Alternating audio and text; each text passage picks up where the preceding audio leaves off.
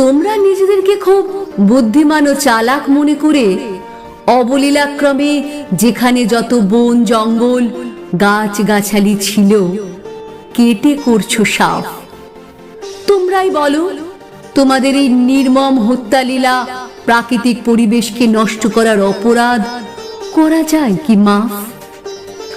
আজ তোমরা সবাই বুক চাপড়ে একে অপরের দিকে আঙুল তুলে অভিযোগ করছো অক্সিজেনের ঘাটতি।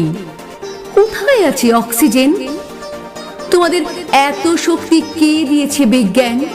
প্রকৃতিকে পুরো অস্বীকার করে নিজেরাই সব জোগাড় করবে? খারাপ হয়েছে তোমাদের ব্রেন? আবার দেখো, যেখানে যত পুকুর খাল বিল নদী নালা ছিল সব মাটি ভরাট করে করেছো সমতল। সেখানে এখন আধুনিক সুসজ্জিত নগরী গড়ে তুলে বানিয়েছো সুউচ্চ বাড়ি বহুতল। একজনও কি একবারও ভেবে দেখেছো এভাবে জলাভূমি বুঝিয়ে দিলে কোথা থেকে আসবে জলীয় বাষ্প? কি করে হবে প্রাকৃতিক বৃষ্টি? কি করে তৈরি হবে প্রাকৃতিক সম্পদ? একদিন দেখা দেবে ঘাটতি, সব হবে দুর্মূল্য দুষ্প্রাপ্য। তোমরাই বলো, সবারই তো আছে বাঁচার অধিকার। প্রকৃতিকে পুরোপুরি অস্বীকার করে কৃত্রিম উপায় বাঁচবে তো দেশ। বিজ্ঞানকে জিজ্ঞেস করে দেখো, কামান বন্দুক পারমাণবিক বোমা মিসাইল ব্যাপক ব্যবহারের ফলে বিশুদ্ধ বাতাস হয়ে যাবে না তো শেষ? এখন হয়তো হাতের কাছে সব পেয়ে যাচ্ছ, সে আর কতদিন? প্রকৃতি বিমুখ হলে কি অবস্থা হতে পারে হয়েছে তার সূত্রপাত। আগামী প্রজন্মের জন্য কি অপেক্ষা করছে আন্দাজ করতে পারছো?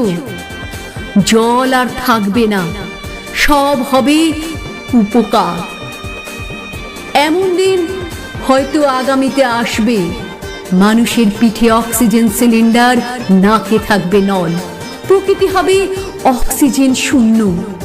এখনো সময় আছে। প্রকৃতি বাঁচাও, পরিবেশ বাঁচাও, বন্ধ করো শব্দ দূষণ, বায়ু দূষণ। অপ্রয়োজনীয় যান্ত্রিক ব্যবহার বন্ধ করো, তবেই ঘুচবে এ দৈন্য। মানুষ যতই বুদ্ধিমান হোক এখনো প্রকৃতির কাছে অসহায়। তাই চোখের ওপর দেখতে হচ্ছে এই মৃত্যু মিছিল।